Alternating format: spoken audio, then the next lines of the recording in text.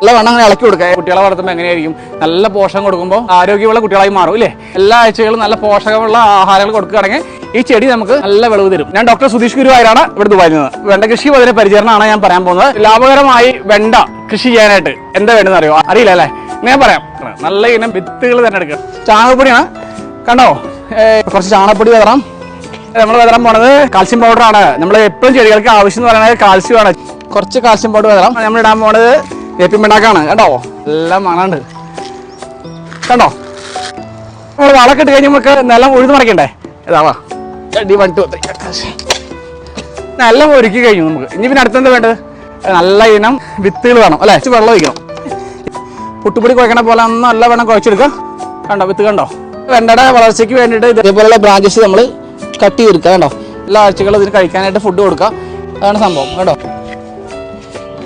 ചകിരിയുടെ കട്ടി വേസ്റ്റുകളൊക്കെ ഉണ്ടല്ലോ, അതൊക്കെ നമുക്ക് ഇതിലേക്ക് ഇട്ട് കൊടുക്കാം. അപ്പോൾ നമ്മൾ നല്ല രീതിയിൽ പരിചരിക്കുമ്പോൾ എന്താ ഗുണമെന്ന് വെച്ചാൽ ഈ ചെടി നമുക്ക് നല്ല വിളവ് തരും. നമുക്ക് കണ്ടോ? അത്യാവശ്യം പച്ചക്കറികൾ നമുക്ക് തരും. നമുക്ക് സാമ്പാർ വയ്ക്കാനോ തോരൻ വയ്ക്കാനോ മെഴുക്ക് പുരട്ടി വെണ്ട മെഴുക്ക് പുരട്ടിയൊക്കെ വെക്കാനൊക്കെ ആയിട്ട് നമുക്ക് എടുക്കാൻ പറ്റും. സുഹൃത്തുക്കളെ, നമ്മുടെ ഈ കൊച്ചു വീഡിയോ എൻ്റെ കൂട്ടുകാർക്ക് എല്ലാവർക്കും ഇഷ്ടപ്പെട്ടെന്ന് ചോദിക്കുന്നു. ഇഷ്ടപ്പെട്ട് കഴിഞ്ഞാൽ നിങ്ങളുടെ വിലയേറിയ നിർദ്ദേശങ്ങളും അഭിപ്രായങ്ങളും കമൻറ്റായിട്ട് എഴുതാൻ മറക്കരുത്. ഒപ്പം തന്നെ നമ്മുടെ യൂട്യൂബ് ചാനൽ സബ്സ്ക്രൈബ് ചെയ്യാൻ മറക്കരുത് കേട്ടോ.